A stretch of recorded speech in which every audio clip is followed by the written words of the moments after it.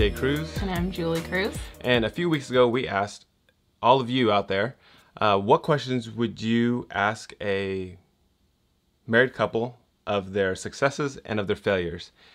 We got 8 or 9 questions, and we started kind of going through them, and we decided instead of jamming through all of them in one video that we would take them on one by one to kind of get into the detail and specifics, because I don't think people want just a general answer. They kind of want a deep answer. And as Julie and I started actually talking them through, our answers were just too involved. So we decided to do one question at a time. So it looks like this is going to be a series. Yay.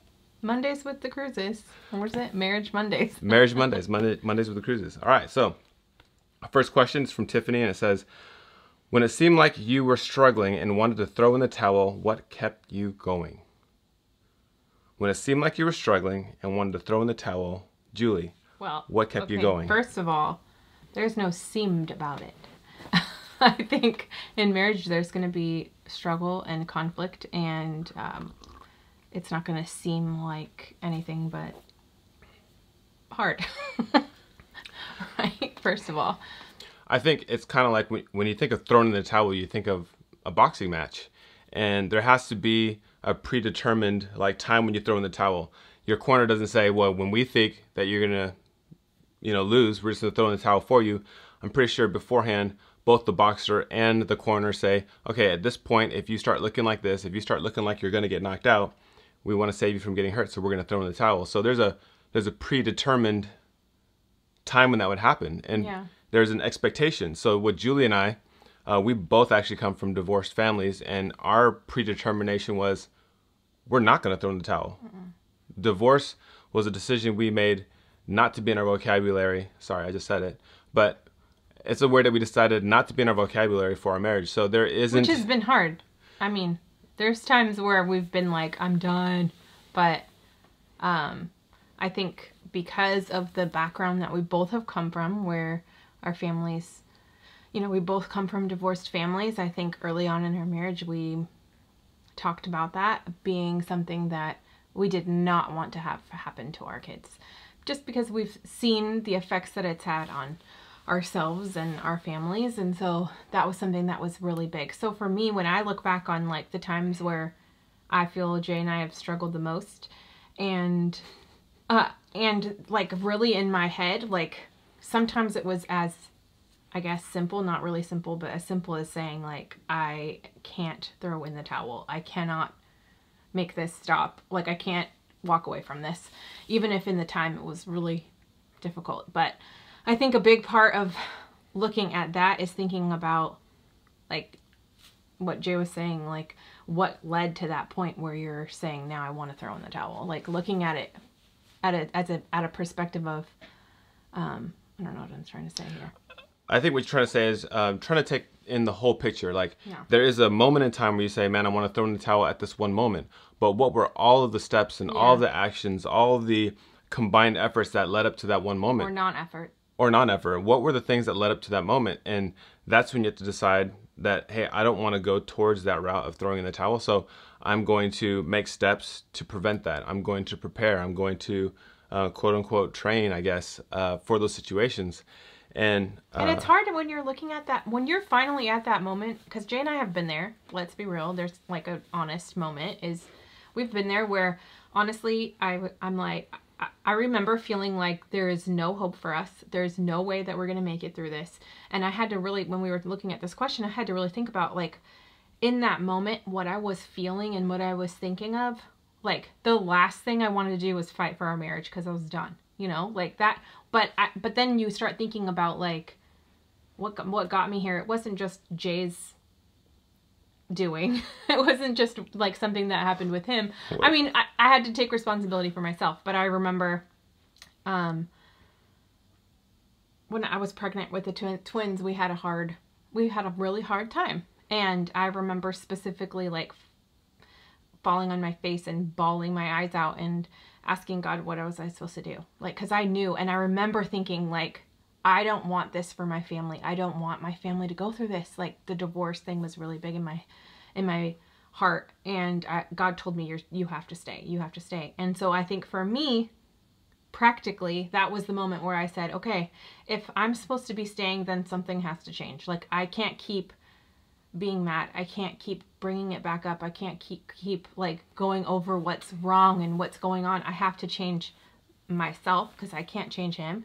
And so I think for me, that was the time where God said I had to stay. And so I said, okay. And then I think that was honestly, like, I can vividly remember that being the turning point for me. And then my demeanor changing because I was just mad all the time. True. Yeah.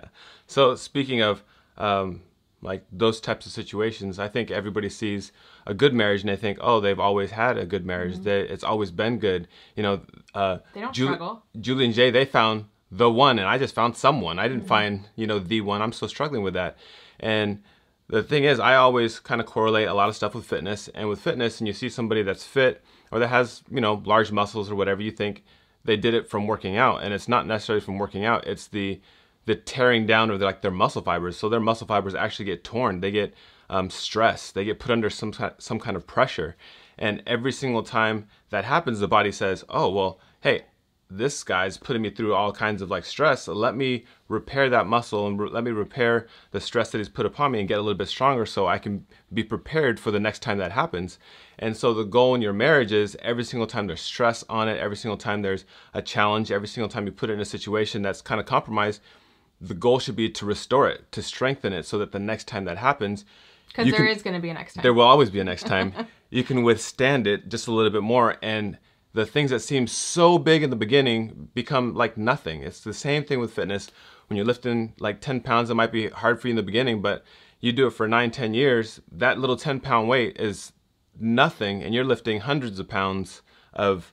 If you're you're Jay. You're lifting hundreds of pounds of marital pressure or stress, which you would never be ready for at the beginning of your marriage. So that's another thing. Look at where you are in your marriage. Are you in the very beginning of your marriage, or are you 15 years down the road? Because if it's in the very beginning, those things that you go through right now, you're going to keep going through them. You're going to keep going through those little things, and at some point, those little things will be nothing because you're on to more difficult situations. So nobody gets married thinking that they're going to have all these hard times and then it's going to be like the hardest, you know. I mean, you get married thinking it's going to be easy. I mean, most people do, I think.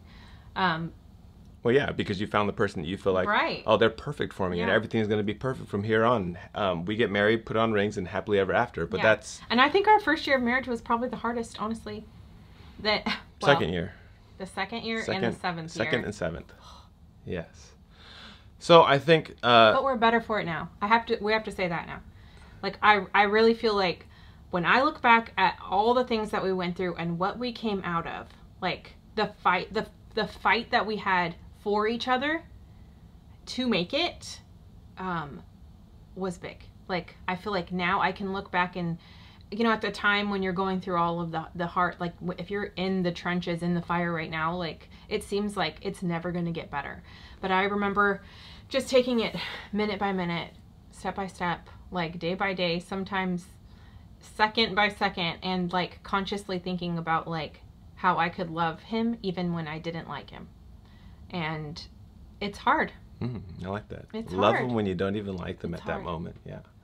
So I think at some point, all of us need to make a decision and stop fighting in our marriage, and you just need to start fighting for your marriage. And then it changes the entire scope of what you're doing and the purpose of why you got married in the first place. You should be married with purpose, not just because, but it should be with purpose. So we encourage you guys all to keep fighting for your marriage, because we're married 15 years this year, and it's completely worth it. So in the coming weeks, we'll be answering the rest of the questions. If our conversation tonight or this morning, whenever you're watching this, if it brought up another question you have, feel free to ask it, and we'll just keep... We're not experts, but we've gone through a lot in our marriage, and so if it can help you. Yeah, it's not... Yeah, we're our own marriage expert, because we have to be. We are experts. No one's better at our marriage than us, so we have to be. Right. But yeah, if you have any other questions, please feel free to ask, and we will see you in the next video. On Monday. Next Monday. And we'll see you next Monday. Wait, you're making promises. We might not... You're writing checks we might not be able to cash. It's true. Next Monday. We'll see you guys next week.